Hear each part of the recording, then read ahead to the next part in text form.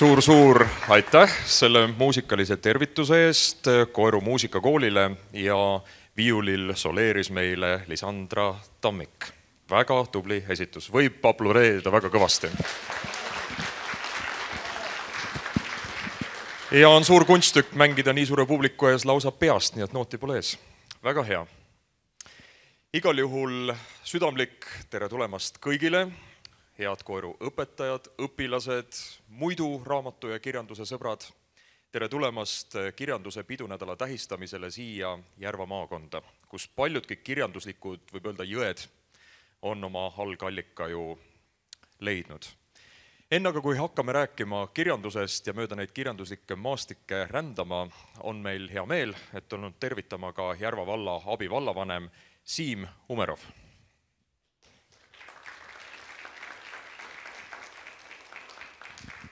Ma annan ehk oma mikrofoni siis tervituseks. Võib ka puldist rääkida. Ja, küll lausa kõne. Siis loomulikult puldist. Nii. Lugupeetud kirjanduse pidunädala patroon Reid Veidemann, austatud konverentsi külalised, head sõbrad. Mõni aeg tagasi, kui meie avalike suhete osakonna juht Arnika mul ütles, et sel aastal tuleb mul maha pidada väikene tervituskõne siin konverentsil, siis ma mõtlesin, et okei, kui kõne, siis kõne. Minut hiljem ütles Arnika, tead, teema on ka loodus ilukirjanduses. Siis ma jäin korraks mõttesse ja muhelesin hetkeks endamisi. Sest et ei, see ei ole halb teema. Väga hea teema on.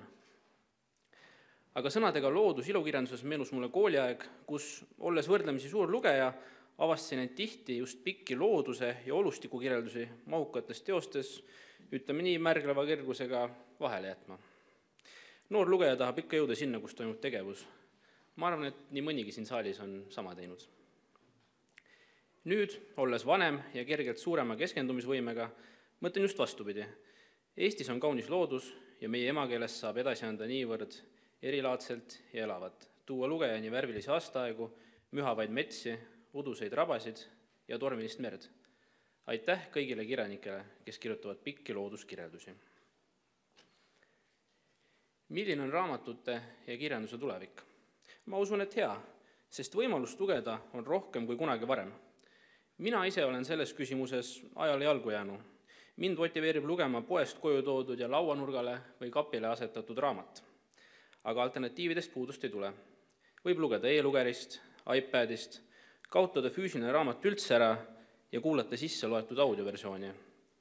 Raamatut ja lugemist tuleb meie ellu uksest ja aknast, võta ainult ligi ja naudi, sest tead kirjandust Eesti autorite sulest tuleb palju. Kurva elusaatusega Kalju Lepik lahkus Eestist ja kodusest Koerust noore mehena, aga jõudis oma 100. sünniaastapäeval siia tagasi. Tema vana koolimaja Aruküla mõisahoone taga avati mälestusmärk Maakera keskpunkt, kus noor Kalju istub suurel kivil ja loeb raamatut. Muide, kuju autor Elo Liiv paigutas Kalju kivile nii, et tema kõrvale mahub istuma ja lugema. Võib-olla ärgitab see lugev poiss lapsi rohkem lugema. Ka Lepiku auks peeti tema sünnipäeval, oktoobris juba 21. luulevõistlus, kus poetess Doris Kareva ütles mälestusmärgi avamisel, et Kalju Lepiku nimi on oma looduslähetuses alati tundunud kuidagi tähenduslikuna. Ikka kohisesid Kalju Lepiku luules tema kodumetsad. Ja raamatus, mida Kalju Lepik käes hoiab, on tema read. Mina usun raamatusse. Head sõbrad, usume raamatusse, usume Eesti kirjandusse ja kohtume siin tulevastel aastatel uuesti ja uuesti. Ilusad kirjanduse pidunädalat, elagu Eesti kirjandus, elagu Eesti. Aitäh! Suur aitäh nende innustavate sõnade eest. Tõepoolest, meil on päeva jooksul väga huvitavaid sisukaid ettekandeid sellest, kus kirjanduslikel maastikel me oleme rahvana kultuurina liikunud ja mida võib-olla siis võiks ka silmas pidada. Ma usun, et nendest ettekannetest on üht-teist võtta nii õpetajatel kui ka teil, head õpilased. Kuulsin, et 9. klass on käsil, nii et lõpueksamiteks, miks mitte ka kirjandiks, siit ka häid mõtteid endale ammutada. Ega need kirjanduslikud maastikud ilmselt ei ole ju ainult niisugune Eesti teema. Ma võin tuua sellise näite, täiesti ootamatu olukord. Mul on kodus niisugune suur raamaturiiul, ja seal on üks hulk raamatuid, mida ma muidugi olen lugenud, aga siis on ka sellised raamatuseljad, mida televiisorit vaadates või teinekord niisama midagi nokitsedes silme peale, mõtlen, et ma ei ole mitte kunagi seda raamatut nagu isegi võib-olla avanud või et need on siis see rubriigist läbi lugemata jäänud raamatud, mida tegelikult iga kultuurne inimene võiks olla lugenud. Ja nüüd see seos. Eelmisel suvel viibisin ma huvitaval niisugusel kultuurireisil Serbias. Ega sinna väga tihti võib-olla nagu kultuuri- või turismireisile ei satugi, aga minul see võimalus oli. Ja liikusime siis ühel õhtul ka huvi pärast lihtsalt üle piiri, kuna see piirikontroll seal on üsna niisugune lihtne, et saab üle minna ka Bosnia-Hertsegoviinasse, siis nagu Sõrbska vabariiki. Ja seal on linn, kus on niisugune lai jõgi, linna nimi on Visegrad ja üle selle jõe viib paljude kaartega selline eriti võimas niisugune keskaegne sild. Kõrval on restoran ja seal restoranis istudes ma mõtlesin, et jumal hoidku, et mis seos mul praegu tekib, ma olen Visegradis, jõe nimi on Drina, ja siis ma viisin kokku sild Drina jõel ja minu riiulis ongi vastava pealkirjaga raamat sild Drina jõel. Ja naastes siis sealt samast Bosnia-Hertsegoviinast ja Serbiast esimese asjana koju jõudes võtsin selle raamatu lõpuks välja ja lugesin läbi ja tegelikult ma ei rääginud ainult sellest, et see objekt või see maastik, mida seal ka väga elavalt ja ilusti Ivo Andritsi kaudu meile ju kirjeldatakse, ta vist nobelist isegi, jah. Peale selle loomulikult nende rahvaste niisugune väga keeruline ajalugu ja kui mõelda tänapäevase niisuguse poliitika peale, siis võib-olla tõesti need niisugused kauged kirjanduslikud maastikud loovad meile ka paremat selgust, miks on mingisugused probleemid siiamaani jäänud eri rahvaste ja kultuuride vahel püsima, et ei saada kokkuleppele. Et niisugune väike võib-olla lugemissoovitus ka. Ja ma usun, et selliseid kokkupuutepunkte on Euroopast või ükskõik kus reisida tegelikult võimalik avastada, et tuled koju tagasi ja tead, et tegelikult on sellest üks raamat kirjutatud. Aga siit ma annaksingi kohe sõnajärje üle professor Rein Veidemannile, kirjandusnädala patroonile ja eks professor Veidemann avab neid teemasid ise, aga väike võib-olla niisugune sissejuhatus siis ka. Selle ettekande teema on Maa armastas kui Eesti eksistentsiaal. Tuleb juttu sellest, mis on eksistentsiaal, ehk siis selline olemasolemise alusmuster, olemise, rahvana olemise kestmise nurgakivi. Ja siis peatutakse ka paaril kirjanduslikul manifestil, mida ma praegu ei nimetagi, aga mis ilmselt tutvustamist ei vaja, nii et olge head ja tehke suur aplaus, Rein Veidemann.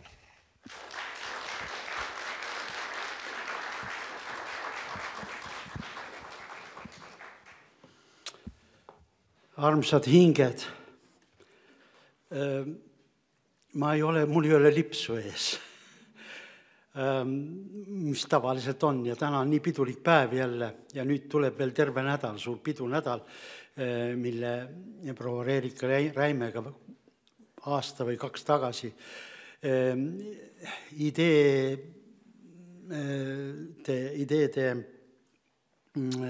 töökojas välja mõtlesime ja just nimelt siin Tammsaare mail, siin lähedal Tammsaare mail hakkasime nagu planeerima, aga ma ei teadnud, et sellest kujuneb juba, nüüd võib öelda, et niisugune püsiv sündmuste või sündmustik. Mul on hirmus hea meel selle üle, aga ma olen väsinud kirjandusest. Ma eile kell 10 õhtul tulin Tartust ühe raamatu esitluselt. Ma olen kirjutanud viimane nädal 2 artiklit. Eile oli Hasso Krulli 60. sünnipäev, millest siis laupäevas on minu sünnipäeva tähistav artikkel. Siis edasi org veebileheküljed võite lugeda just nimelt meie kirjanduse oludest kõnelevat artiklit. Ja valmistusin ka tänaseks esinemiseks. Ja nüüd see läheb käima. Ma ei tea, kas ma hakkama saan, sest et ma võtsin kaasa, kuna ma mõnda teksti siin natukene analüüsin, siis ma võtsin kaasa või tegin veel mingisuguse PowerPointi, omal isegi pidin harjuma sellega, mul ei ole enam õppetööd, nii et ma olen pensioneerunud õpetaja, õppejõud ja seetõttu ma ei oska enam nii täpselt neid uue maja vidinaid ja nii, aga ma loodan, et ma saan hakkama selle näitamisega kõrvale, kui te ulatute nägema. Igatahes pealkiri on minu tänasel sissejuhataval ettekandel siis maa armastus kui Eesti eksistentsiaal. Ja see algab siis teesiga, et kõik on üks suur küsimine. Kõik on üks suur küsimine. Me jätame selle meelde, sellepärast, et kogu meie elu ongi üks küsimuste ring. Vastused leiab alati, aga iga vastus toob esile uue küsimuse. Aga võib-olla mõnevõrra üllatusena tuleb teile see, mis ma nüüd järgmisena ette kannan. 1998. aastal ilmub Eesti rokkansambli, see on noortele võib-olla hästi lähedane, mida toona veab legendaarne Riho Sibul, selle 5. album. See on tehtud koostöös helilooja ning laulja Siiri Sisaskiga. Album kannab nimilaulu järgi pealkirja Mis maa see on.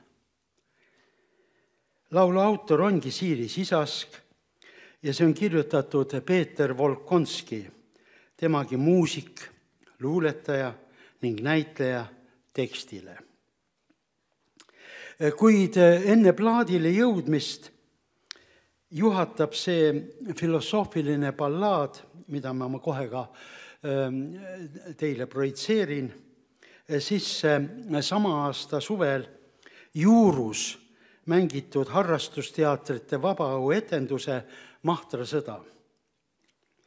Ja Siiri Sisas kehastab seal Eduard Vilde ajaloolise romaani dramatiseeringus koduõpetaja Juliette Marchandi, kes teatavasti Mahtra sõjas esindab Eduard Vildet. Muusikateose idee ja aine pärinevad nüüd juba ligi 170 aasta tagusest ajast, kui Eesti talupoeg võitles oma enese elu põhimõtete ning lootuste täitumise nimel.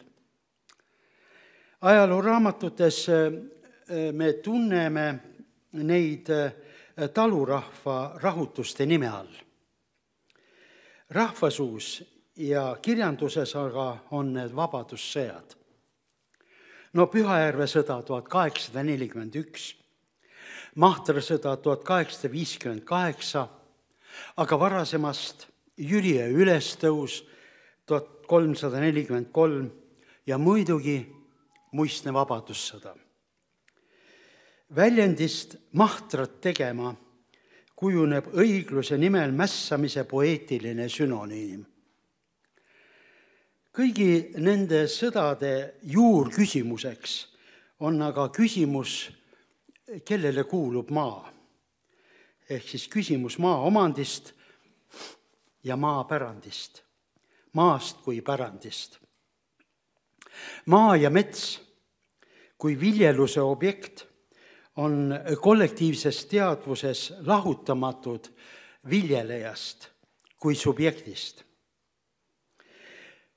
Ja siin tulemegi siis selle põhiteesi juurde, et eestlastele on suhe maaga elu küsimus. Ja siit ka selle võõrsõnaline vaste eksistentsiaal. Ma tahaksin kõigepealt, siin tuli nüüd see, mis see eksistentsiaal on siis.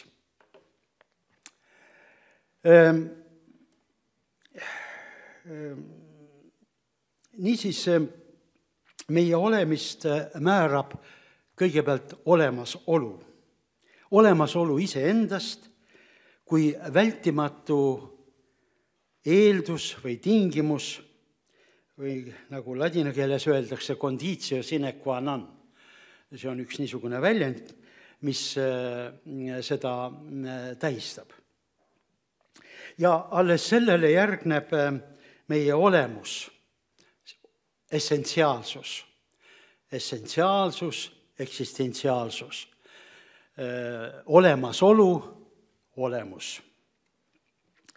Ja vaat alles selle eksistentsiaalsusele järgnevalt tulevad meie olemust iseloomustavad omadused, nagu näiteks tundeilm, väärtused, üldistavalt öeldes keel ja meel ning muidugi paikkondlikud eripärad. Kõik, mis teenib olemasolu, ongi selle atribuutika. Siis kõik, mis teenib eksistentsiaali, ongi siis selle atribuutika.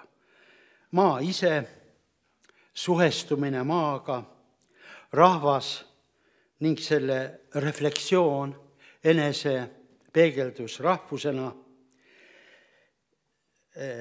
elu taasloomine, usk, lootus ja armastus. Niisiis seisneb eestlaste saatus nende olemasolu küsimuses, mis omakorda on seotud selgelt piiritletud kohateadvusega. Kohateadvusega, mis isegi määrab. Ma olen kirjutanud essee Eesti ajalugu kui kodulugu.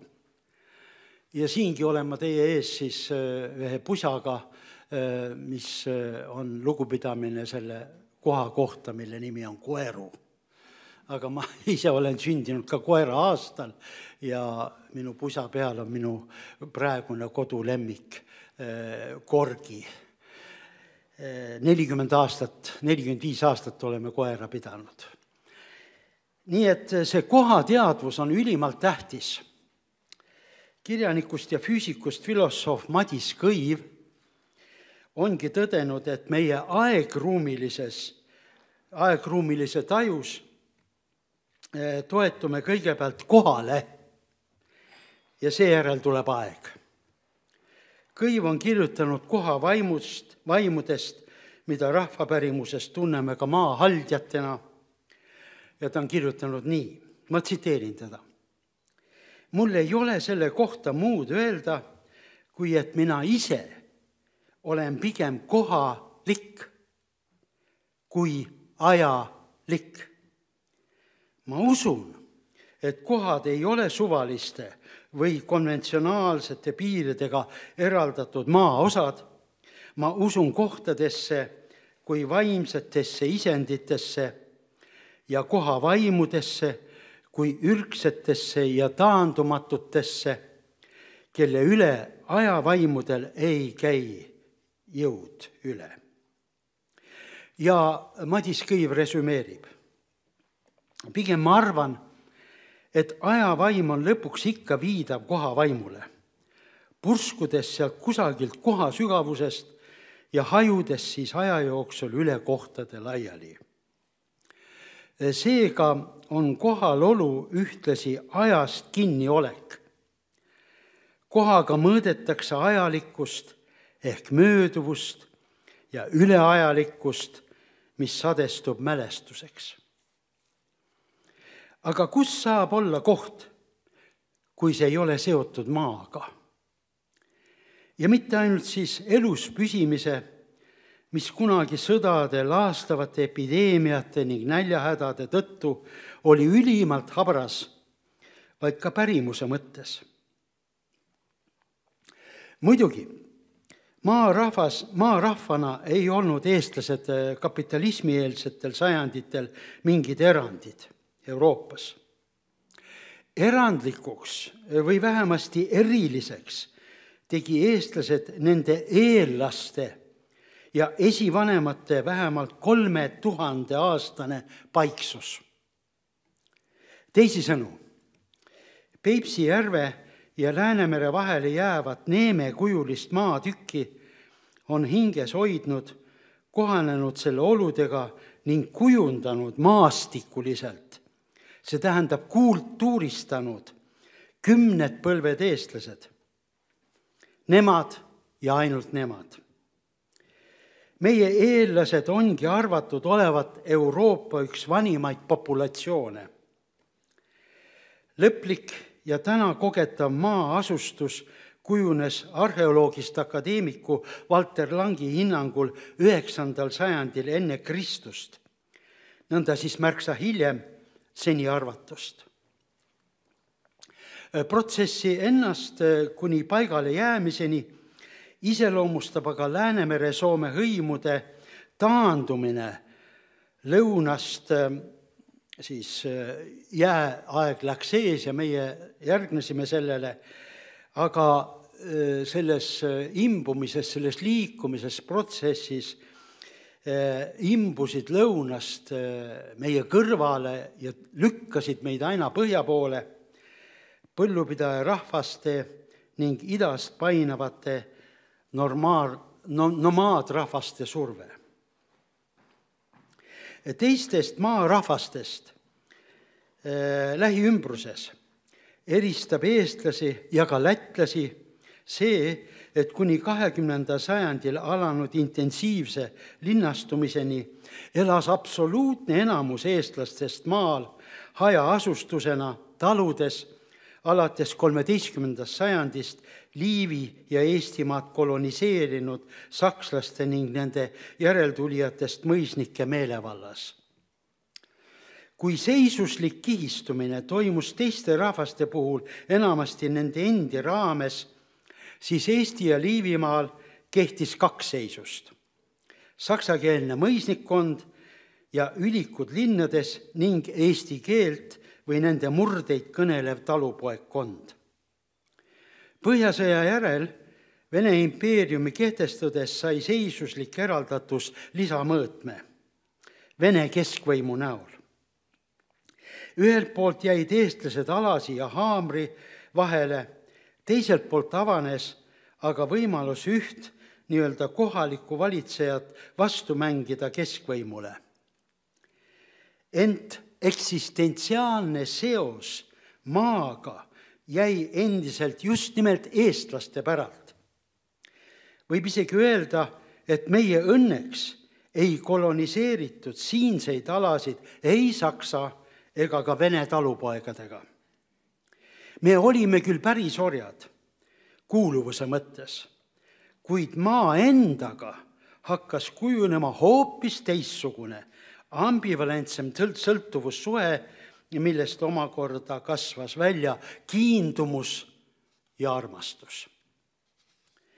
Teame, et 1816. aastal Eestimaa kubermangus ja 1819. Liivimaal kehtima hakanud talurahva seaduste kohaselt kaotati küll talupoegade isiklik pärisorjus, see tähendab, eestlased polnud enam asjad, mida võis vahetada hobuste või mingisuguste muude vajalike asjade vastu, vaid nad olid juba subjektid, kuid sellele vaatamata kogu maa tunnistati mõisniku omandiks. Pool sajandit hiljem, 1856. aastal välja kuulutatud talurahva seadus tunnistas lõpuks talupoegade kasutuses oleva maa talumaaks, mille võis elujõuliste taludena rendile anda, soovitavalt raha eest või talupoegadele päriseks müüa. Nagu esimese, nii ka teise seaduse seletamist ja rakendamist püüdsid mõisnikud igati venitada. Ettekäändeks toodi vajadus maa uuesti välja mõõta. See tahtlik viivitus ja selgusetus seaduse tõlgendamisel vallandaski konflikti, mis ajaloolase Linda Kaljundi sõnul kulmineerus martüüriumiga, mässanud talupoegadele karistuseks määratud kadalipu peksuga 1859. aasta varakevadel. Eduard Vilde romaan Mahter sõda ilmub ajalehe Teataja joone alusel joonealuses järjejutuna, eraldi raamatuna 1902. Mahtra sõjast kujuneb samasugune Eesti kirjanduse tüvitekst, nagu seda olid enne Vilde romaani Kreutzwaldi Kalevipoeg, Bornhöhe tasuja ning 20. sajandil Tammsaare Tõde ja õigus. Aga me naaseme nüüd Siiri Sisaski Peeter Volkonski laulu juurde. Kas ma võtan seda tagasi? Ja, nüüd ta tuli meil ette. 2011. aastal toimunud 11. noorte laulu- ja tantsupidu kannab, võib-olla siin on neid noorigi, kes seal osalesid, kannab pealkirja mäletavasti Maa ja ilm. Laulupeo repertuaar kinnitatakse juba 2008. aastal ning Sisaski Volkonski laul võetakse üheks laulupeo juhtmõtet kandvaks teoseks. Laulu esiettekandest on möödunud 13 aastat. Helilooja Tõnis Kõrvits kirjutab laulule kooriseade. Ühendkoori juhatab sel laulupeol Raul Talmar. Laulust kujuneb laulupeo nael ning see tuleb kordamisele. Järelkajadest tsiteerib 8. juulil 2011 Kanadas ilmuva väliseesti ajalehes Eesti elu Merle Veesalu Rand oma kirjutises. Juba see tema artikli pealkiri on äärmiselt kõnekas, osutades lauluks saanud luuletuse eksistentsiaalsele säsile. Pealkiri on siis niisugune. Laul, mis maa see on, kui eestluse kvintessents. Veesalu Rand kirjutab. See on suure eksistentsiaalse tähendusega teos, loodud algselt 1997. Mõtetades meie elu, olu ja paika, kus ennast teostame. Mis maa see on, mis inimesed me oleme, milline on meie olemuse tuum, mis on meid selliseks muutnud, kuidas on selle maa maastikud meid hingesügavusi kujundanud. Laul kirjeldab nii inimlikkust kui ka ebainimlikkust, viidates rikkalikule laulupärandile. See on meie Eestist, inimestest, hinnangutest, õiglustundest, loodusest, ajaloost, kultuurist. Rohked kujundid muudavad lauluga silmale nähtavaks, nii et müstiline eluvägi saab konkreetse vormi. Tundub, et heliteos on Siiri Sisaski lummavast häälest välja kasvanud, otse kui oleks see kogu aeg olemas olnud, kuid nüüd tema hääle kaudu kuuldavaks saanud. Mis maa see on? Esitab küsimusi.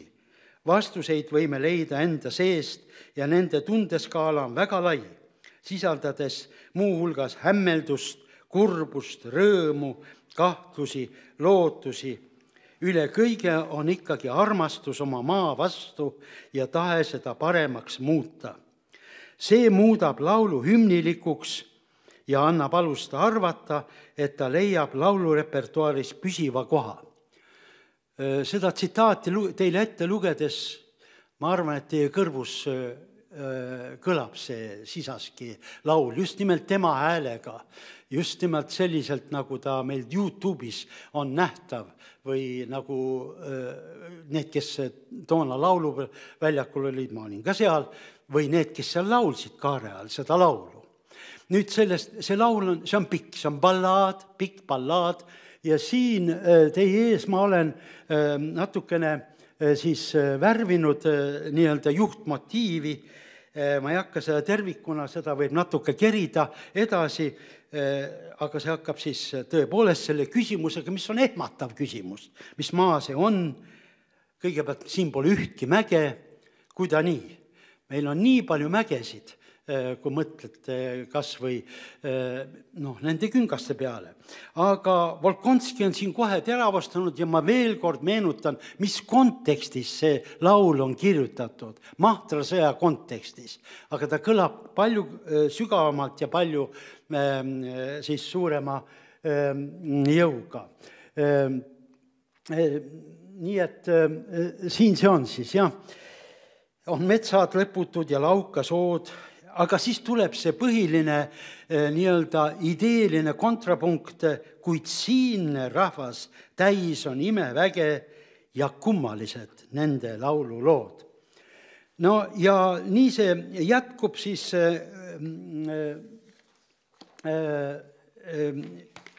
seal on ka viide sellele küsimusele, et kas me tõesti oleme üksnes orjaks määratud oma saatuse tõttu ja et just nimelt see tõttu, kui võimalus on, ma laseks siit kohe jalga, aga miski asi hoiab mind siin kinni ja paljud, need, kes on jalga lasknud, on tulnud ka tagasi siia ja need, kes on sunnitud siit minema olnud, need on siis jäänud seda elu lõpuni igatsema, kaasa arvatud ka siis Kalju Lepik, keda me sissejuhatuseks meile meenutati, keda võib pidada väliseesti Hando Runneliks. Nii, aga nüüd selle laulu ja luuletusega jätame siis ta sinna, ma ei hakka seda rohkem analüüsima. Lisaks, mida see,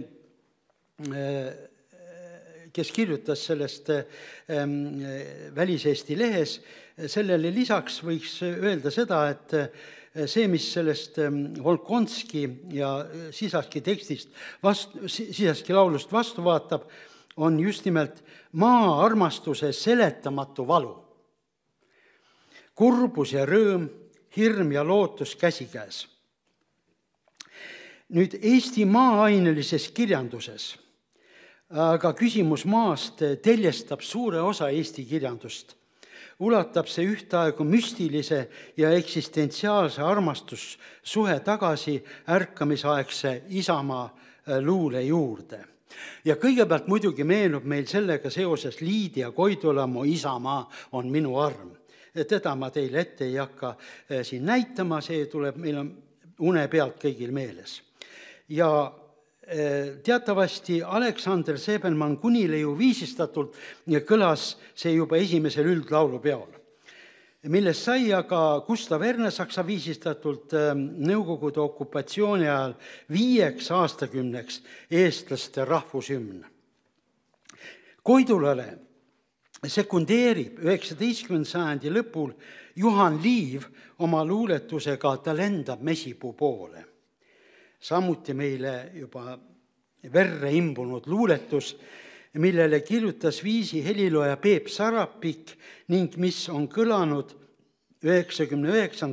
aastast alates kõigil üldlaulupidudel. Erinevalt Siiri Sisaski, Volkonski, siis,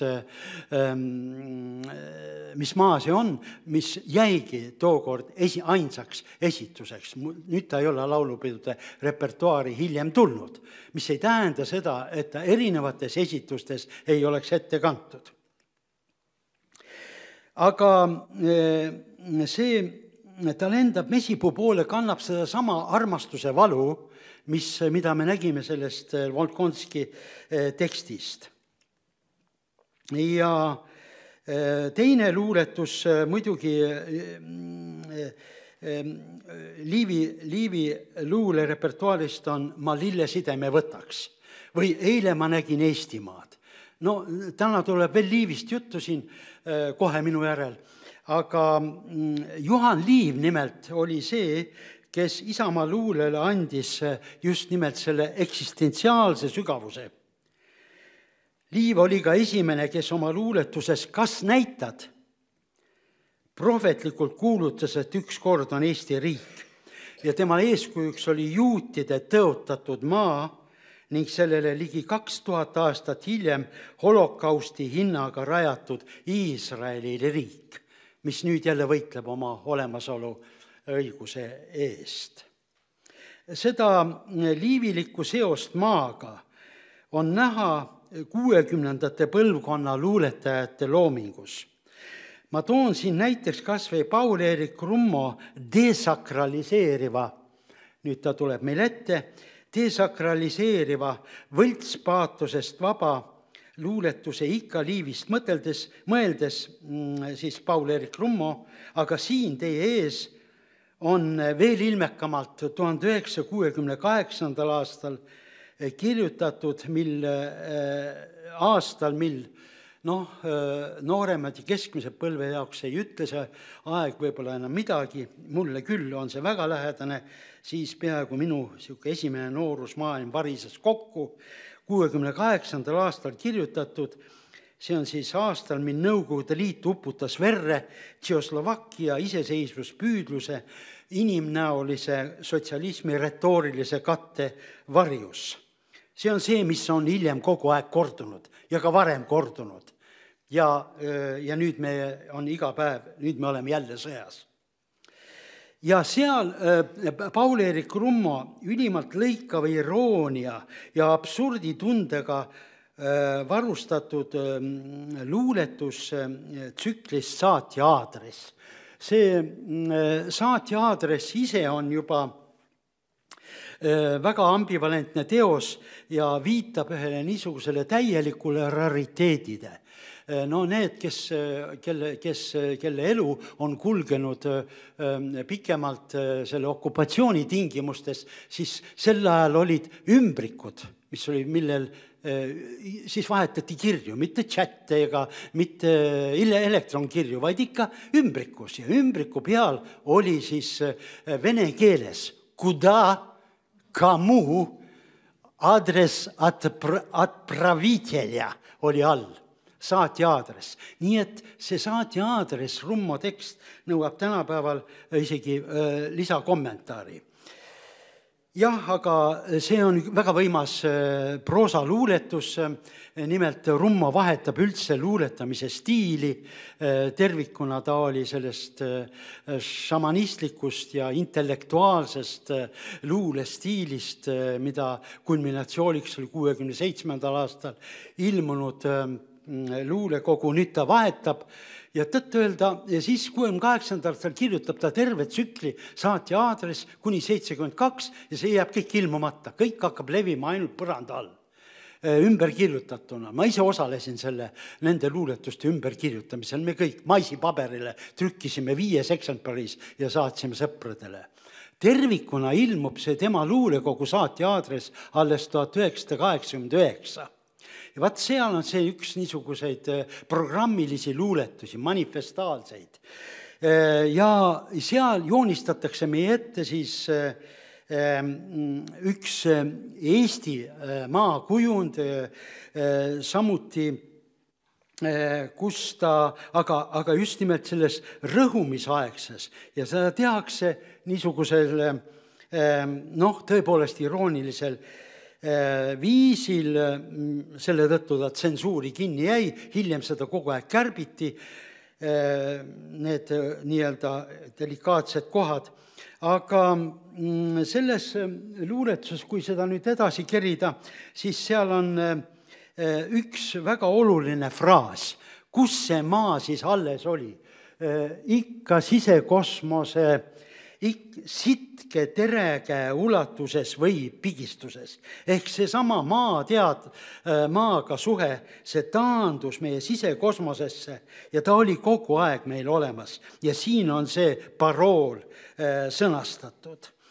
Samal ajal teine maa oli siis see, kus kohalikku keelt halvasti valdav Kristus, ehk siis venelased, meie valitsejad, polnud ainsatki hinge ära lunastanud. Ühesõnaga, kui seda ridade vahelt lugeda, siis me näeme, et see oli nii-öelda kinda heitmine ja ühtlasi meile julguse sisendamine vastupidamiseks. Nii siis seal on ka üle värvitud siis need märgilised kohad. Oluline ongi siis silmas pidada, et kui Mahtra sõjaaegses Eestis tähistas maa ennekõike põllu- ja metsamaad ning talu kui majapidamisüksust, aga ka vabadust ise tegutseda oma intiimses keskkonnas, siin me peame kohe võrdluseks tooma ja jätma meelde niisuguse jutukirjaniku nagu Jakob Pärna, kes 1879. aastal õhutas talude päriseks ostmist ja kirjutas jutustuse Oma tuba, oma luba. Vot see jutustuse pealkiri on ka jälle üldkeelde läinud fraseologismiks. Oma tuba, oma luba. Hiljem kandub see siis romaanižanri, näiteks Tammsaare läbimurde romaanis Kõrboja peremees, ja siis Isamaa ja koduluules saab maast ühte rahvast rahvusena ning hiljem kogu riiki esindav metonüümia. Nüüd seesama maa, mis oli, nagu öeldakse, meie elu keskkond ja tagatis ja kus me hoidsime kinni ka siis, kuigi me ise orjasime nii mõisnikke kui ka seda sama maad. See tõuseb nüüd metonüümiaks ehk siis üldistuseks või kujundiks, kõnekujundiks suhte alusel.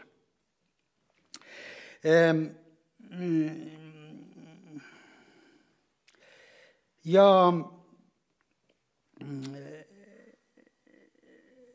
see on siis tähendusülekanne tõepoolest, kus üks konkreetselt maa, koht, talu, kõik nagu ümbritsetakse, hingestatakse maa armastusest.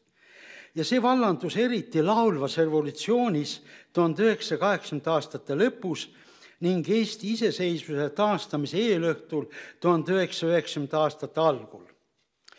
Nende metonüümiate rivi lülitus ka vastuolulist suhtumist tekitanud Maarjamaa kui Eesti sünonüüm. Nimelt pühendas Saksa ordu alistatud Liivi ja Eestimaa, pühendati Liivi ja Eestimaa Jumalaema Neitsi Maarjale. President Lennart Meri, kirjanikus president Lennart Meri, jäädvustas selle sümboolse žesti 1995. aastal Eesti riigi iseseisvuse auks asutatud Maarjamaa risti teenete märgis, mis antakse välismaalastele kõrgeima teenete märgina Eesti riigile osutatud teenete tunnustamiseks. Ajalooliselt võttes on aga tegemist omamoodi irooniaga. Sellepärast, et just nimelt teistele andes seda tunnustust, me teame, et need teised kunagi olid Eestimaa peremehed. No tõsi küll, see nimekiri on erinevate rahvaste esindajatest. Aga sakraalses võtmes me mäletame seda Eesti sünonüümi, mis siis leiab just nimelt selle metonüümia kaudu väljenduse. Teame seda Tõnis Mägi laulust Palve. Ja selle esimene laul on ka kohe näha, algab siis pöördumisega Jumala poole, looja, hoia Maarja maad. Ja siin me näeme ka, kuidas siis tuleb kohe sisse sünonüümina, Eestimaa sünonüümina see Maarja maa. Ja edasi järgneb siis eriti sügavaid pärimuslikke kihte puudutav hiiepuude motiiv, ehk siis need pärimuslikud metsad, laaned, kuhu me saime põgeneda, mis varjasid meid, mis hoidsid meid ja millega meil oli ainsatena intiimne side. Proosas ja eriti romaanižanris avaldub armastussuhe ambivalentselt ja mitmekihiliselt. Meenutagem sellega seoses kas või Eesti kultuuri tüvitekstina võetavat Tammsaare Tõe ja õiguse 1., 3. ja 5. osa. 34. aastal kirjeldab Tammsaare teose põhiplaani New Yorgi kirjamehele Andres Brandspilile saadetud kirjas järgnevalt, tsiteerin. Ma kavatsesin oma romaani nõnda, et esimene jagu kujutaks võitlust maaga, teine võitlust Jumalaga, 3. võitlust ühiskonnaga, 4. võitlust iseendaga ja oma eluõnnega ja 5. alistumist, resignatsiooni. See on minu romaani ideestiku üks pale või külg, Teine külg on aga romaan püüab tabada inimsoo üldist arenemiskäiku või arenemislugu. Tsitaadi lõpp. No meie mäletame ja teame siis Tammsaare kuulsaks saanud, romaani kuulsaks saanud kohta esimese köite lõpust, kus isa Andres saadab oma poja Kroonusse aega teenima ja poeg arvab, et ta ei tule enam tagasi sünnitallu. Sest peale maa ning talu orjamise polevat sealt mitte mingisugust õnne. Isa Andres on sellest väga löödud, sest tema on lootnud noorest Andresest pärijat. Ja nii ta ütlebki pojale. Tee tööd ja näe vaeva, siis tuleb armastus. Seda üldkeelest kinnisväljendiks saanud lauset ongi tõlgendatud kui armastuse väljateenimist. Noor Andres aga vastab järgmises lauses, et Vargamäel on tööd ja vaeva nähtud, aga armastust pole siia kunagi tulnud. Nüüd romaani kui terviku kontekstis avaneb see lause aga hoopis teistmoodi. See vana Andrese lause avaneb kui kohustus, mis just tulenebki armastusest. Armastus on niisiis eeldus maa õitsele puhkemiseks ja elu jätkumiseks. Teisisõnu, üksnes armastus võib armastada. Selle tõdemusega muide algab noore Johann Voldemar Jannseni päevaraamat, mida ta asus kirjutama 1850. aastal Pärnus pärast uude koju, millest sai ka kool, sinna koju jõudmist ning oma elutööd ajalehe asutamise ja lasteõpetamisega, tol hetkel lasteõpetamisega alustades. Ja lähemalt sellest päevikust võite lugeda minu romaanis Lunastatud. Söandan soovitada. Selle esimene lause ongi, ainult armastus võib armastada. Mats Straadi, ja seal on siis põhimõttest idee on selles, et armastus ongi tegelikult lunastus. Ja et see kohustus tuleneb sellest, mis siis ka Jannseni pihtimuslikust tõdemusest välja tuleb, et kogu luterluse, aga me kõik oleme Martin Lutheri lapsed, kogu luterluse käitumismuster lähtub sellest, et see Jumala armastus on kõrgem. Ja just nimelt see annab mõtte ka meile elule ning mõtestab meie tööd. Mats Straadi Jõgi-romaani Minge üles mägedele sissejuhatavas lühiromaanis Puud olid hellad-velled, aga sõna otseses mõttes pekstakse talu pärinud hinnule sisse peremeheks saamise kohustus. Ma tahaksin veel ühe aspekti armastusest esile tuua, milleks on Albert Kivikase romaan Nimed marmortahvlil. Jutt on vabadussõja algusest, millest tähtsat rolli etendasid just koolilapsed, koolipoisid algselt. Teatavasti otsustas vabadussõja saatuse vabadussõja ajal 1919. aastal läbi viidud maareform, mille aluseks oli 10. oktoobril 1919. aastal vastu võetud maaseadus. Esimene muide seadus üldse noores Eesti Vabariigis. Selle maareformi käigus riigistati suurmaaomandused ning loodi riigi tagavaramaa ja uued talukohad. Maa ning sellega seotud talu saamise lootus aga lõigi aluse sündinud riigi kodanikkonna kujunemiseks. Ja just need tulevased talusaajad olid, kes otsustasid siis vabadussõja saatuse. Tulevastest uustalunikest kujunes see põhijõud, kes vabadussõja Tartu rahuga võidule viis. Seda, mida on Tammsaare Eesti proosas, on kahtlemata Hando Runneli Eesti luules. Mõlemad siis Järvamaalt pärit. Runneli evangeelne tsükkel Ilus maa mis ka raamib seekordset kirjanduse pidunädalat. Sellele on Rein Rannap kirjutanud kantaadi, siis muusikalise kantaadi, mis samuti on leidnud ettekandmist üldlaulupidudel 2. Aga siis seda ilusa maa niisugust tõelist religioosset lõppu me leiame ka väljenduvat ühes teises luuletuses. Ja nimelt seda kannab ka Runneli luuletus Valgust, mille esimene rida, mis teil on ka üle värvitud, andis eelmisel suvel. See oli fantastiline laulupidu, see oli uskumatu, kuidas me seal kõik olime, läbi ligunenud ja missugune, no sealt tuli kogu see Eesti hing esile. Ja mul on hirmus hea meel, et need olid noored inimesed. Meie vanakesed olime kõik väljakul ja elasime kaasa. No nii, aga sellele laulupeole, nagu te teate, andis nime laulupeo üldliht kunstiline juht heliloja Pärt Uusberg.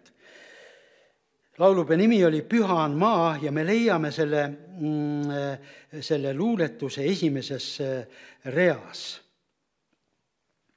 Ja selles nüüd saab minu ettekanne nii-öelda raamina lõpu selles luuletuses, kui seda lähemalt lugeda. Ma loen selle ka ette, kuna tagumistes ridades seda näha ei ole, kordub see sama tegelikult armastuse valu ja seletamatus, kordub see sama ka siin, aga ikkagi moodustades mingisuguse täiesti müstilise lootuse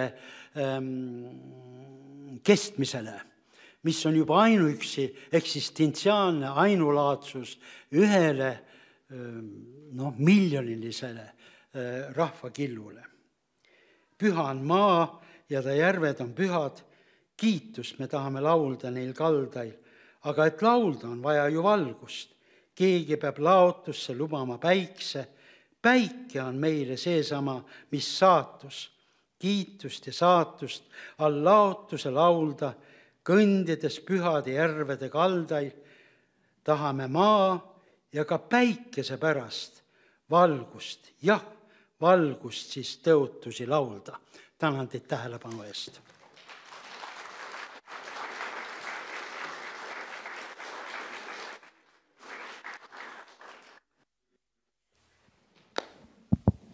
No nii, jaa. Suur tänu, professor Veidemann, selle ettekande eest ja nende rännakute eest ja loomulikult nende rännakute eest võib-olla siis vähem füüsilisel maastikul, aga rohkem niisugustel vaimlistel maastikel. Aga need 2 asja on omavahel ka väga seotud. Me läheme nüüd rändama ka suure kirjamehega, kes oli ka ise tuntud rändaja. Juhan Liiv, erakordne loodustunnetus, mis ilmselt meile kõigile tema luuletustest, tekstidest on hästi tuttav.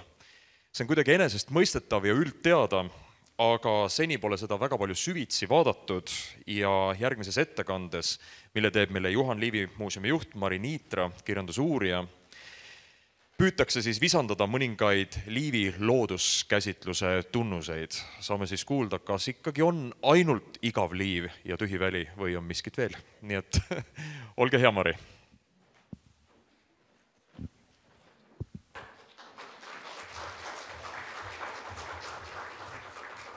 Tere noored. Nii, kuidas ma enda selle ettekande siia ette saan? Seal keegi liigutab. Nii, ma panen klaasi äkki saab siia. Nii, et ühesõnaga jah, nii kui ma olin öelnud ära sellise suurelise pealkirja Juhan Liivi ökofilosoofia, nii ma kohe hakkasin kahetsema, et nüüd sai see küll väga suureline, aga samas, mida rohkem ma selleks etteasteks valmistusin, siis tundus mulle, et kõik tegelikult on täiesti asjakohaselt öeldud, ei ole suureline. Aga kindlasti me ei saa rääkida ju Juhan Liivist kui sellisest teoreetilisest ökoloogilistel teemadel mõtlejast, vaid võib-olla temast võiks rääkida kui kellestki, kes elas selles ja keda võib-olla võiks vaadata siinkohal hoopiski siis praktikuna või ka prohvetina. Selle juurde ma jõuan siis lõpuks ka. Et ühelt poolt jah, ma arvasin, et see kõik on selline lahtisest uksest sisse murdmine, et Juhan Liiv, mõtled loodusluule, kes siis muu pähe tuleb, aga samal ajal tegelikult ei ole ammendavaid suuri käsitlusi tema loodusega suhetest. Ja võib-olla ma siis saangi ainult niimoodi väga kiiresti üle joosta selle lühikese ettekandega mõnest teemast, visata õhku mõned sellised mõtted ja seosed võib-olla, aga ma alustan päris algusest, eluloolisest loost ja lapsepõlvest. Douglas teatavasti kirjutas siis juba väga ruttu peale Liivi surma kõigepealt ühe monograafia, kus ta keskendus siis Liivi loomingule ja nüüd siis see teine, mis ilmus 10 aastat hiljem, seal ta siis väga põhjalikult juba siis kaevub ka Juhan Liivi elulukku ja ta on pannud siis kirja ka Juhani lapsepõlvest siis tema vanema venna Jakobi mälestuste kaudu siis sellise pildi, kus Juhan rändas väljadel, võsastikus ja heinamaal, otsides lookeste ning teiste lindude pesi ja pidades meeles, kui palju ta neid ühel või teisel kevadel leidnud. Kui ema teda noomis, et ta linnukesi kiusab ega neile rahu ei anna, siis vastas ta, mina ei puutu ühegi linnupesa külge, hoian pesa juures suu kinni ega näita munadele hambaid. Linnukesed armastavad mind ja hakkavad kohe laulma, kui ma nende lähedal olen. Ühelt poolt hästi tavaline justkui selline ettekujutus karjalapse elust, kus siis just nimelt karjalapsed kondasid ringi, igavusest otsisidki võib-olla linnupesi, aga millegipärast on just siis see, mida väike Juhan ütles oma emale, leidnud sellise erilise äramärkimise, et midagi erilist on sellest tema suhtes ümbritseva loodusega. Ja teine mälestuspilt, seda vahendab meile teatrimees Karl Ader, kes on siis pärit Koosalt, kus Juhan veetis oma elu viimased aastad, mis on ka siis seesama Peipsi äärne kant, ja elas Koosal, oli Karl Adra naaber, Karl Ader ise oli väike poisike ja nad olid seal teinud siis kevadel künnitöid ja vahepeal siis viskasid pärna alla pikutama ja puhkama. Ja Juhan rääkis väikesele Karlale, kuidas siis looke, kes seal taevas laulis, et ta ei lasku kunagi taevast siis otse alla oma pesa juurde, vaid ikka eemale, et mitte seda pesa reeta ja jookseb siis sinna pesa juurde. Et ühesõnaga jällegi justkui selline väga lihtne teadmine, aga mida siis luuletaja oli märganud ja rääkinud edasi, et jällegi sellise pildina eredalt meeles. Ja nii, ja see nüüd liigub edasi alumisega. Nii. Kus ta tahab saada? Ja siia juurde illustratsiooniks üks väike luuletus, mille pealkiri on siis sellisest jumalateenistuse tsitaat, aukiitus olgu igavest. Ta algabki siis ka jutumärkides tsitaadina, aukiitus olgu igavest, nii kõlab kantsli pääl. Aukiitus olgu igavest, siis vastab koorist hääl. Ja lahtiste akende kohal, kus taevas sinine, üks loo kui laulukuul hällib, küll alla ja ülesse. Kõik. Aga mis on siin siis tähelepanuväärset jällegi, et meil on võrdlus millegi väga pühalikuga, meil on võrdlus jumalateenistusega, aga see jumalateenistus on ainult selline eelaste või eelsoojendus sellele tõelisele looja pühitsemisele, mida pühitseb hoopiski see looke.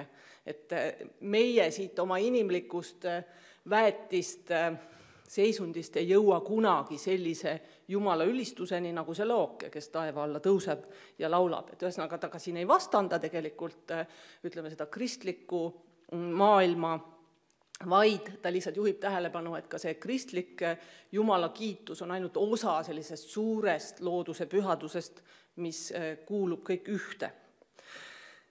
Ja veel tema eluviisist, et just nimelt me teame, et tal oli siis jällegi torkas silma oma sellise eraklikkusega, teda peeti ka võib-olla seal koha peal, kohalikud inimesed pidasid teda sageli veidrikuks, sest et kui sellised normaalsed taluinimesed ikkagi tegid hommikust õhtuni tööd, siis juba tekkinud kultuuriüldsus tegi oma selliseid kultuurseid asju, püüdis saada, eks ole, euroopalikuks kultuurrahvaks, siis tema oli kusagil seal vahepeal väljaspool mõlemast.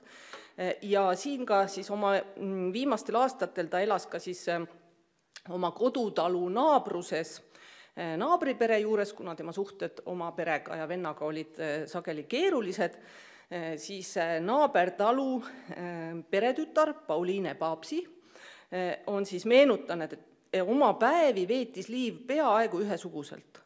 Ta kas kirjutas või jalutas väljas. Loodust armastas ta väga.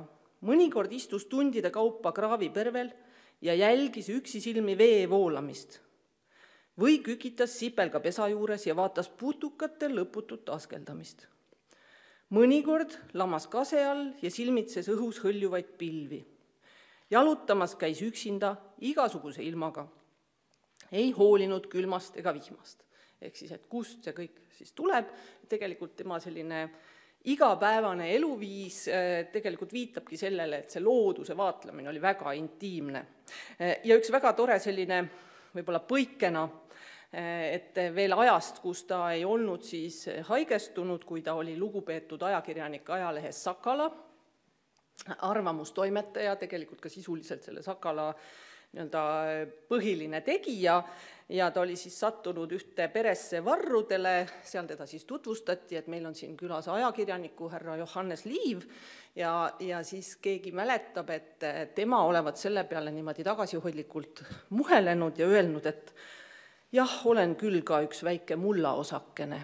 Et siis ilmselt viide jällegi Liivile, Liivale, aga et kuidas ta just nimelt tajus ennast siis sellise terakesena selles kõiksuses. See samal ajal tal oli muidugi see vaatepunktide või perspektiivide vahetus oli tal väga hoogne, et ta võis ka olla Poola kuningas, eks ole, nii et ta võis seda kõike endale lubada. Aga jah, et tegelikult ka jälle väga huvitav ja mingis mõttes võib-olla läbi niimoodi väga tõsiselt uurimata teema on see, et kuidas ta ei ole enam siis talupoeg, ta on sellest, eks ole, kaugemale läinud, võõrandunud, juba oma elus ja hariduses midagi muud kogenud ja samas ei saa temast kunagi ka siis ikkagi sellist nii-öelda tõsiselt võetavat intellektuaali, et ta on kusagil seal vahepeal ja sealt ka see tema vabadus ja ka võib-olla siis vabadus vaadelda maailma nii, nagu just tema seda koges.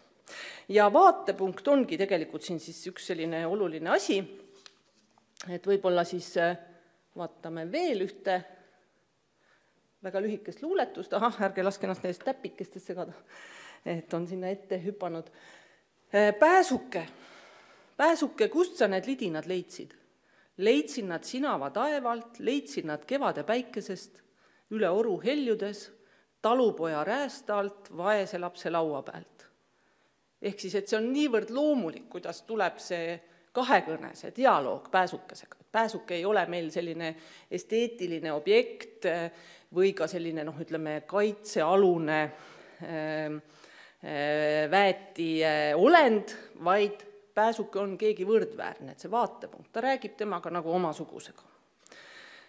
Ja samal ajal muidugi ka siin on näha seda talupoeglikku rahvaluule lähedust, mis on ka tema luulele hästi iseloomulik, et see lihtsus ja see mingisugune poeetiline maailmatunnetus, mis võib-olla just nimelt siis hakkas ka elu Eesti talurahval kaotsi minema, seoses sellega, et just nimelt maad tuli päriseks osta, tuli hakata neid üles töötama, tuli hakata ühesõnaga oma argielu ja võib-olla siis ka mammona peale rohkem nagu eesmärgipäraselt mõtlema, et enam ei saanud olla selline poeetiliselt vaba. Ja veel vaatepunktist Kuuseke. Väike kuuseke, sõrmepikkune, aias sambla seest ajab ülesse. Mina vaatama väikest meest, vaata sõbrakest sõrmepikukest. Tigu sambla sees, liblik juure all, mardik juure pääl, põrnik juure ees. Kokku kogunud kuuse juurele ühes elama talvekorteri. Mina elaks ka ühes nendega. Vaikne perekond on see tõesti. Jällegi tegelikult väga rabav, et kuidas saab keegi selle peale tulla, et ta jalutab võib-olla oma tagaaias, ta näeb seal sõrmepikkust kuuske, vaatab veel lähemale, ta märkab seal tigu ja mardikat ja põrnikat ja tema mõte, ainus mõte, mis tal sel hetkel pähe tuleb, on see, et ma tahaksin ka teie juurde, teie peresse tulla, et võtke mind ka oma koju siia kuuse alla. Täiesti hämmastav, et see igasugune siis nagu dualism võib-olla looduse ja inimese vahel, et mina olen, eks ole, see suur inimene, minul on teadvus, mul on kultuur. Ei, tema unistab hoopis sellest, et minna Teo ja Mardikaga talvekorterisse. Ja mingis mõttes on siin ka tegemist siis sellise nagu inimesestuse või antropomorfiseerimise ümberpööramisega, et ta mitte ei inimesesta siis looma, ta ei hakka vaatama neid tigu ja mardikat, et nad on ka nagu inimese moodi elavad seal, vaid ta pigem nagu ise asetab ennast nende tasandile, et siin on nagu mingisugune selline osaduse perspektiiv. Ja jällegi need perspektiivid on siis tal väga paindlikud, et just nimelt ta võib olla mulla osakene, ta võib olla Poola kuningas, aga ta võib olla ka see mardikas vabalt. Ja nüüd jällegi see kontekst, see kultuuriline kontekst tol ajal 19.–20. sajandi vahetusel, eks ole, kus tegelikult ikkagi just nimelt ka Eesti kultuuriüldsus tegeles sellise kultuurrahvaks saamisega, see on väga tõsine läbimurre, eks ole, aga mingis mõttes võib-olla ka Juhan Liiv jäi natukene sellest kaanonist välja, eks ole, sellest on ka Jüri Talvet näiteks kirjutanud, aga jah, isegi Douglas näiteks siin kusagil oma monograafias ütleb, et Liiv pole kellegi kotkas, vaid haige tiivaga varblane, et ta isegi natuke põlastaks või oleks üleolev sellega, et miks ta ei mõtle suurelt, vaid ta just nimelt samastubki nende selliste kõige väetimate, võib-olla kõige vähem tähelepanuväärsete tegelastega. Et jah, et ka kogu see noor Eesti selline kultuuriihalus, võib-olla selline rafineerituse püüd, et see kõik jääb ka nooreestlastele arusaamatuks, et nad tegelikult ei mõista seda sellist, nemad võib-olla näevad seda sellise rohmakuse või ka lõpuks ka võib-olla Liivi haigusega, aga et nad ei oska võib-olla lõpuni seda ka hinnata, et miks see selline lihtne ja näiliselt lihtne osadus on tegelikult midagi väga erilist.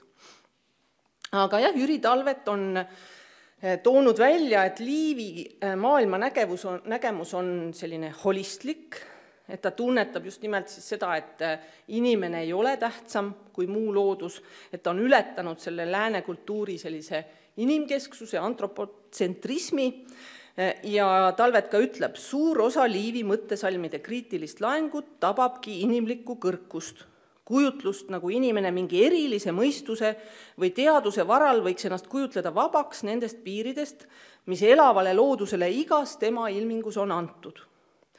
Või siis ka mida tooremalt inimene end muust loodusest lahti kisub, seda kiiremini liigub ta oma hingelis vaimse mandumise poole. Ja kui me nüüd vaatame 100 aastat hiljem, eks ole, siis viimane hetk oleks võib-olla võtta nüüd see prohvet Juhan ja teha temast siis meie nii-öelda teerajaja.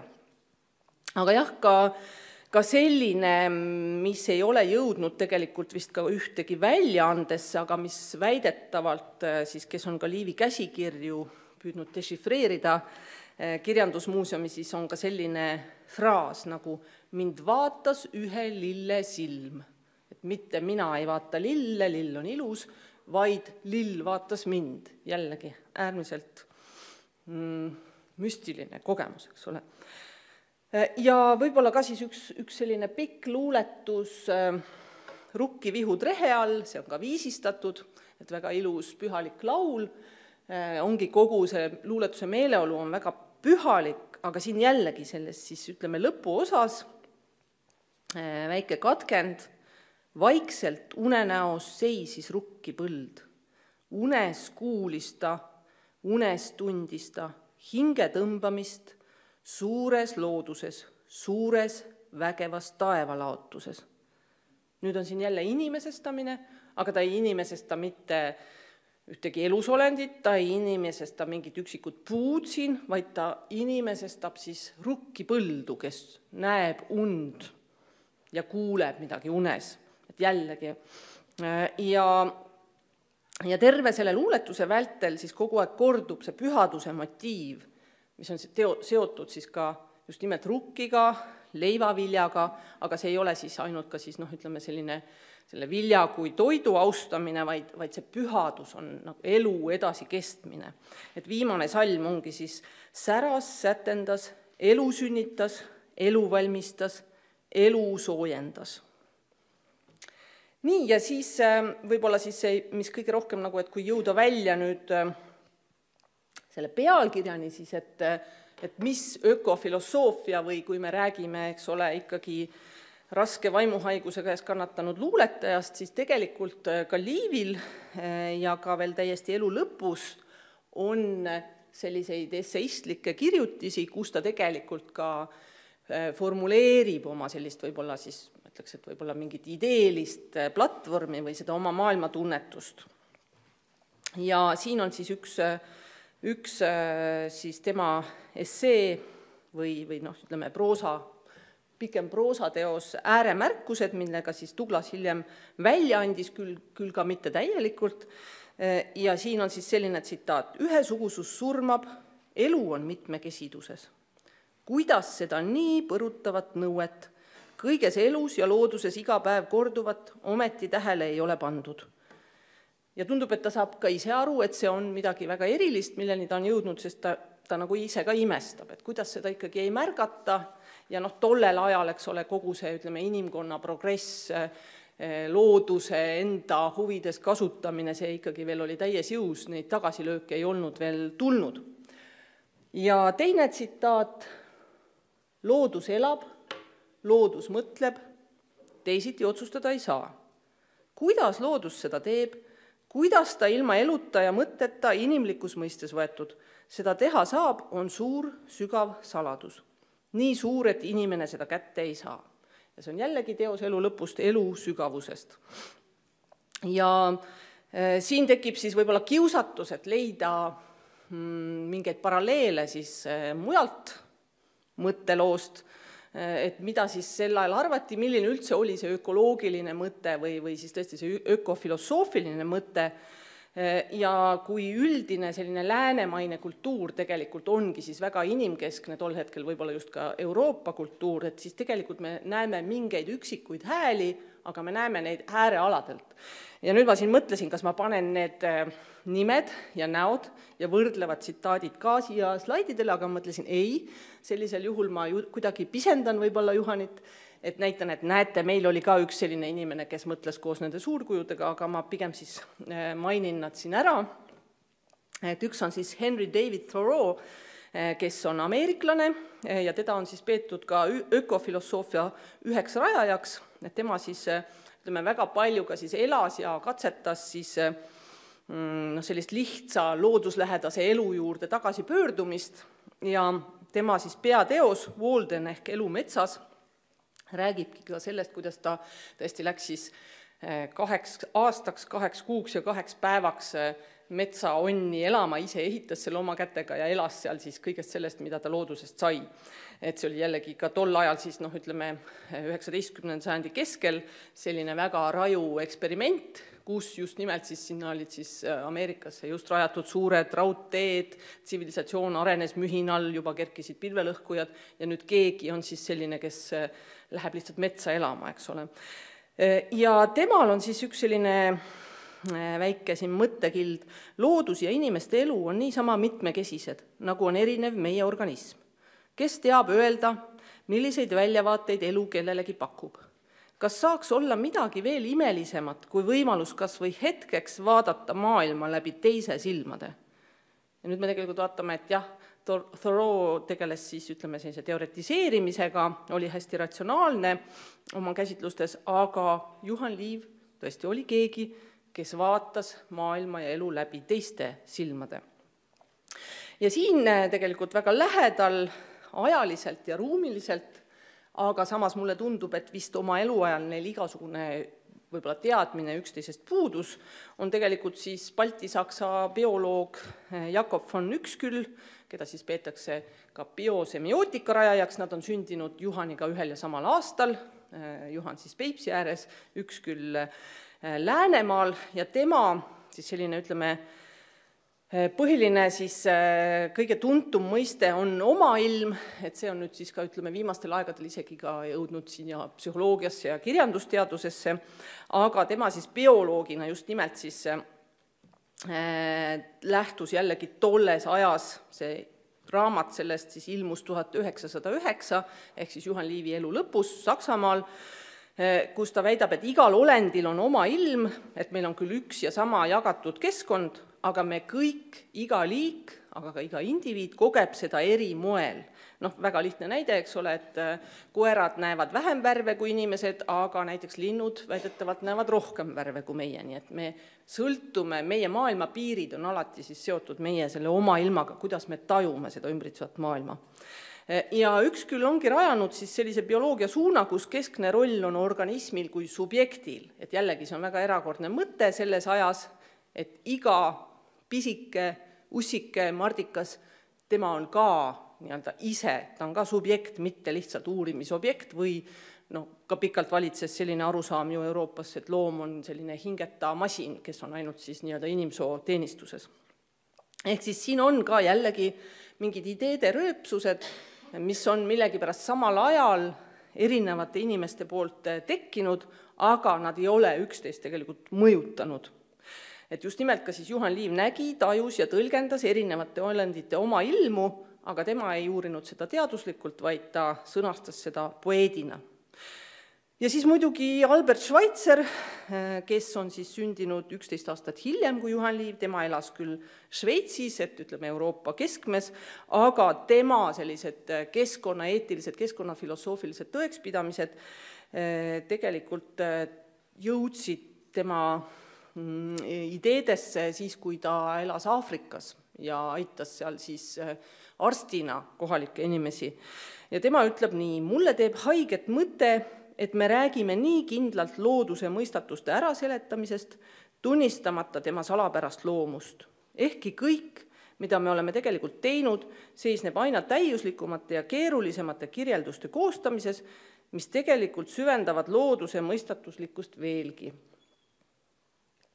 See on nüüd hüpanud tagasi, aga ühesõnaga seal eespool siis üks tsitaat oli täpselt ka sellest elu ja looduse mõistatusest, mida tegelikult inimene ei saagi ära lahti hammustada. Ja see on siis, Schweitzeri tsitaat on siis 1936. aastast, nii et jällegi täiesti siis, et kui nüüd oleks huvitav siit edasi siis seda ümbrust ja konteksti siis kaardistada, milles tegelikult, ütleme, Juhan Liiv niimoodi oma täiesti originaalse kogemuse varal jõudis, mitte siis mõjutatuna teistest ümbritsevatest teoreetikutest, teistest ümbritsevatest võib-olla kultuurilistest kontseptsioonidest, et siin on tegelikult seda tööpõldu palju.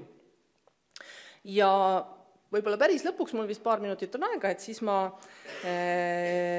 reklaamin Juhan Liivi muuseum, ongi tema kodutalus, et meil on tegelikult seda Juhani oma ilma võimalik näidata, sealt tema selja tagant paistab, ja sel aastal Juhan saab juba päris väärikaks vanuse poolest, ta saab 160, ja sellega seoses me avame ka siis uue väliala, mille nimi on Juhan Liivi meelemaastikud, ja seal me just nimelt püüame seda tema loomingut ka niimoodi võib-olla piiskhaaval kokku viia selle ümbritseva loodusega. Et kõik on väga teretulnud Juhani maailmu avastama. Aitäh! Aitäh!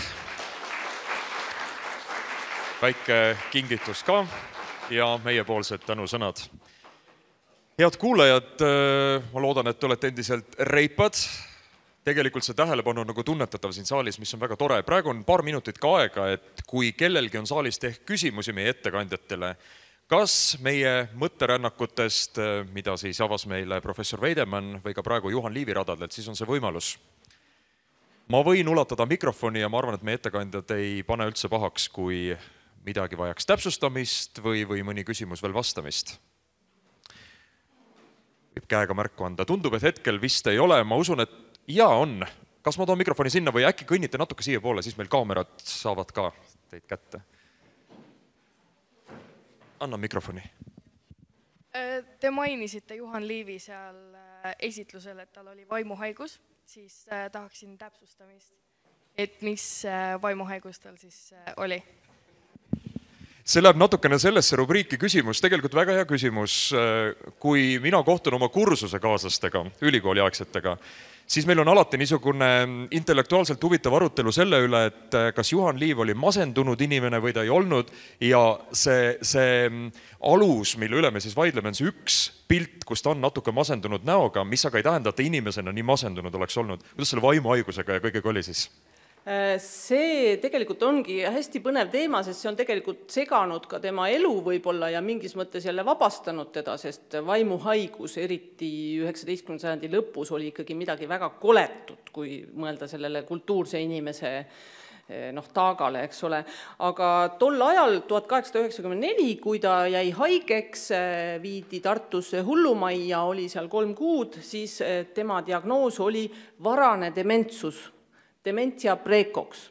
Aga tänapäeval me ütleme selle kohta, ühesõnaga sel hetkel ei olnud tegelikult ei teatud sellist haigust nagu skisofreenia ja see siis alles kuskil seal tema elu lõpus, äkki 1910 üldse siis hakati sellist haigust nagu skisofreenia määratlema, aga tol ajal siis, kui tema selle diagnoosi sai, siis see tähendas seda, et temast arvatigi, et kui inimese mõistus on, kui inimene on siis, kui tal on sellised sümptomid, nagu Juhan Liivil olid, et see tähendab ka seda, et ta on nii-öelda dementne, et ta on jäänud ilma ka oma mõistusest, ehk siis, et tegelikult ka, kui me vaatame neid kaasaegsete käsitlusi, siis need seal ka väga palju öeldakse, et vaene mees ta läks hulluks ja sealt enam midagi ei tulnud, et kõik, mis ta elu lõpus kirjutas, oli ainult siis, ütleme, hale vari sellest, mis ta tegelikult tegi, aga ma ütleks, et võib-olla ka see skisofreenia, hoolimata sellest, et me tänapäeval justkui oskame seda ravida ja kõike võib-olla kontrolli all hoida, et sellegi poolest me ei suuda sellega kõike seletada ja Juhan Liiv ise on ka näiteks, ta väga hästi sai aru, kuidas temasse suhtuti, ka häiris teda väga, kui teda haletseti ja ta kuskil ka on öelnud, et mis õnnetu Liiv, et Liiv on tegelikult suurest õnnest hulluks läinud, et ta nägi midagi, tajus midagi, mida võib-olla siis meie, kes me oleme selles võib-olla normaalsuse piirides justkui, et tal oli õnn ja õnnetus sellest väljaspool olla. Aga jah, et see siis nii-öelda praegu teadaolev diagnoos oli skisofreenia. Ja skisofreeniat teatud võib-olla olukordades või teatud tingimustel nimetatakse tänapäeval ka isiksuse eripäraks ka. Nii et kus need piirid jooksevad, ega me ei oska väga täpselt öelda seda. Just nimelt. No nii, jaa, küsimus toil. Aitäh, ma võib-olla tulen veel seletuse juurde tagasi, et seda sama küsimust saab vastata ka kasutades seda sama omailma mõistet. Et jah, Jakob von Uexküllil omailm oli liigispetsiifiline, aga inimeste puhul, kelle omailmadele meil on võib-olla rohkem ligipääsu kui teiste loomade omadele, me saame neid vaadata nagu indiviiditi, et skisofreeniku omailmas toimuvad lihtsalt sellised asjad, mida väga paljude teiste nii-öelda tavainimeste omailmas ei toimu. Aga selle tõttu me ei saa öelda, et see, mis tema omailmas toimub, on vale või seda pole olemas. Jah, väga hea, just. Meiega on kõik hästi, ma tahan öelda. Nõnda. Jaa, Kristel. Ma tegelikult ei tea nendest vaimuhaigustest eriti palju, ma olen tooli küljes kinni, aga ega see ADH või autism ei võinud olla. Kas on seda ikka täpselt, kui vaadata praegu noorte haigusi, siis neil tõenäoliselt oleks väga suur tõenäosus saada luuletajateks? No mulle tundub, et üldse see vaimu vaimsete eripärade spekter, et ega me jälle sellest liiga palju ju ei tea, et me oleme alles nii lapsekingades ja meid on võib-olla aastakümnete vältel on meid seganud just nimelt see idee, et tuleb olla normaalne, et vähemalt Juhan Liivi eluajal oli see normaalsuse sund oli väga tugev ja hull olla oli midagi väga jubedat, et mulle tundub praegu see on hakanud muutuma ju. No ja maailm siiski hullude inimeste hullude ideede ajal areneb ja püsib ja kui inimene oma hullu peaga ei oleks mõelnud, et ma käin kuu peal ära, ega ta siis sinna ei oleks ilmselt lennanud ka ühel hetkel. No nii, aga nüüd on küll aeg sealmaal, et me teeme väikse pausi ja kell 1 me oleme siin tagasi, meie jälgijad veebis ka, siis kell 1 me jätkame oma põnevaid ettekandjaid ja arutelusid.